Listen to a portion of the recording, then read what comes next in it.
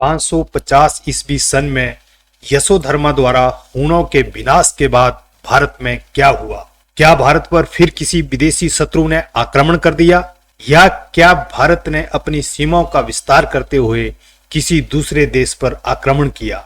और भारत पर पहला मुस्लिम आक्रमण कब और किसने किया? सामान्यतः ऐतिहासिक ग्रंथों और पिछले 150-200 वर्षों से स्कूलों में पढ़ाई जाने वाली इतिहास की किताबों में हूणों के बाद हिंदुओं के संबंध में एक लाइन भी ना लिखते हुए एकदम सीधे सिंध में हिंदुओं पर मुसलमानों के पहले आक्रमण का ही उल्लेख किया जाता है, और उसके बाद एक एक करके इस्लामी आक्रमणों के अध्याय जुड़ते जाते हैं।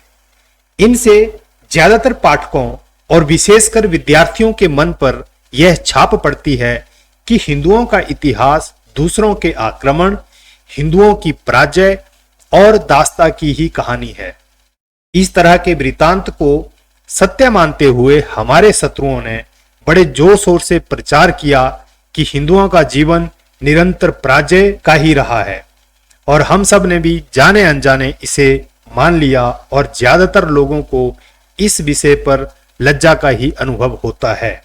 लेकिन यशोधर्मा द्वारा हूणों के विनाश के बाद लगभग 550 ईस्वी सन के बाद हिंदू राजाओं ने सिंधु नदी को विभिन्न मार्गों से लांघकर आज जिन्हें सिंध, बलोचिस्तान, अफगानिस्तान, हिरात, हिंदू कुश, गिलगित, कश्मीर इत्यादि कहा जाता है, और जो प्रदेश सम्राट अशोक के पश्चात वैदिक हिंदुओं के हाथ से यवन, शक, हूण आदि मलेच्छों ने छीनकर लगभग 500 वर्ष तक अपने अधिकार में ले रखे थे, वे सिंधु नदी के समस्त भारतीय साम्राज्य के प्रदेश उन सभी शत्रुओं को ध्वस्त करते हुए वैदिक हिंदुओं ने उस समय फिर से जीत लिए।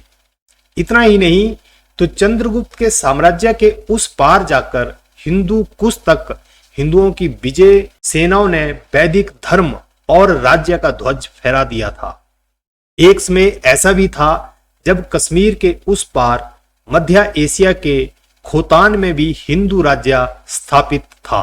इस तरह हिंदू कुश से लेकर कन्याकुमारी तक पूरे भारत में वैदिक धर्मावलंबियों के अलग अलग राज्य स्थापित थे, और सुख समृद्धि के साथ भारत सम्मान के साथ दुनिया में खड़ा था। साधारणतः ऐसा समझा जाता है कि सिंध पर मोहम्मद बिन कासिम का आक्रमण ही हिंदुस्तान पर अरबी अथवा किसी अन्य मुस्लिम का आक्रमण का प्रारंभ था, परंतु यह वास्तविकता नहीं है। इस आक्रमण से पूर्व लगभग 50 वर्ष से अरबी मुसलमान सिंध के राजाओं के बीच में लड़ाई किया करते थे। वे सैनिक हमले करने का भी प्रयत्न करते थे। मुसलमानों की छोटी छोटी टुकड़ियां लेकर वे विशाल सेनाओं तक अलग अलग दिशों से घुसने का प्रयास करते थे, पर हिंदुओं ने उन सभी प्रयत्नों को निष्फल करके मुसलमानों की दाल नहीं गलने दी। अंततोगत्वा अरब के मुख्य खलीफा के ओमान स्थित उस्मान नामक गवर्नर ने सिंध के हिंदू राज्य पर प्रत्यक्ष आक्रमण कर दिया। इस तरह मोहम्मद बिन कासिम से भी पहले उस्मान का हमला भारत पर पहला मुस्लिम आक्रमण है, परंतु इस हमले को सिंध के तत्कालीन राजा चाचा ने अरब सेना को पराजित कर सेनापति अब्दुल अजीज को भी पराजित कर दिया। साधारणतः यह घटना 640 के आसपास की है। इस गड़बड़ के पश्चात अरबों ने कोई और बड़ी उल्लेखनीय हरकत नहीं की, लेकिन इस हमले में सीमावर्ती मकरान नामक छोटे से प्रदेश को जीत लिया और वहां पर हिंदुओं को बलपूर्वक मुसलमान बना दिया। आगे चलकर यही कट्टर मुसलमान बने और इन्हें हम बलोच के नाम से जानते हैं।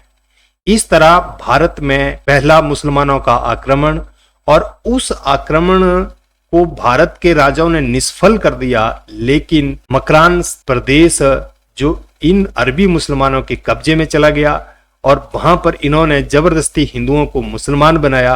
इस तरह से भारत में पहले मुसलमानों की इस्लाम की शुरुआत हुई। इसके बाद ईस्वी सन 711 में अरबी मुसलमान सेनापति ने 50,000 की विशाल सेना लेकर सिंध प्रांत पर पहला बड़ा हमला किया। उस समय सिंध पर वैदिक धर्माभिमानी राजा दाहिर राज्य था। जैसे ही मोहम्मद बिन कासिम ने देवल के बंदरगाह पर अधिकार किया और इसकी सूचना राजा दाहिर को मिली, तो राजा दाहिर ने अपनी समस्त सेना के साथ उसका सामना करने के लिए युद्ध मैदान में आ डटा। मोहम्मद बिन कासिम भी सिंध की भूमि पर अपना अधिकार करते हुए आगे की ओर बढ़ रहा था। अंत में ब्राह्मणाबाद नामक स्थान पर दोनों सेनाओं की मुठभेड़ हुई।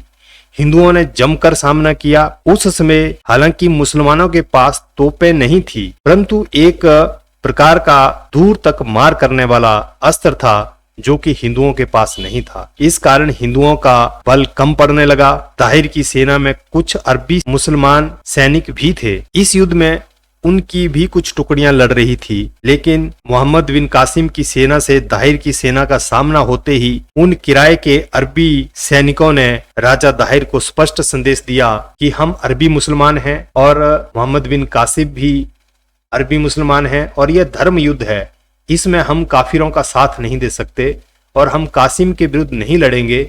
इस तरह कहकर उन्होंने राजा दाहिर की हिंदू सेना पर ही हमला कर दिया। फिर भी राजा दाहिर हाथी पर सवार होकर अपने शौर्य की पराकाष्ठा करते हुए घमासान युद्ध करता रहा, लेकिन लड़ते लड़ते रणभूमि में मारा गया और हिंदू सेना में भगदड़ मच गई और मुस्लिम सेना उनका पीछा करते हुए शहर में घुस पड़ी। राजा दाहिर की वीरगति पाने की सूचना मिलते ही उसकी तेजस्विनी रानी और सैकड़ों हिंदू महिलाओं ने अग्नि की प्रचंड धधकती हुई चिताओं में कूदकर जौहर का वर्ण किया। फिर भी इस सारे भीषण कोलाहल में राजा दाहिर की दो पुत्रियां सूर्य देवी और परिमिला नगर में घुस आए मुसलमानों के हाथों में लग गई। मोहम्मद कासिम ने हारे हुए समस्त सैनिकों और नागरिकों का कत्ल कर दिया।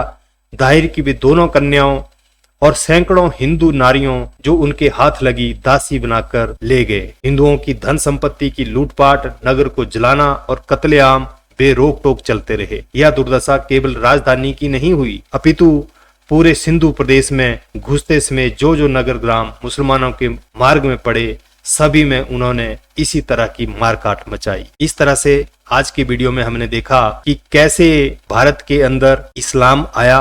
मकरान नामक स्थान पर पहली बार हिंदुओं को जबरदस्ती मुसलमान बनाया गया। वही जो आज बलोच हैं, जिनको हम बलोच मुसलमान मानते हैं, वहीं से भारत के अंदर इस्लाम ने अपने कदम रखे और उसके बाद आगे ही बढ़ता गया।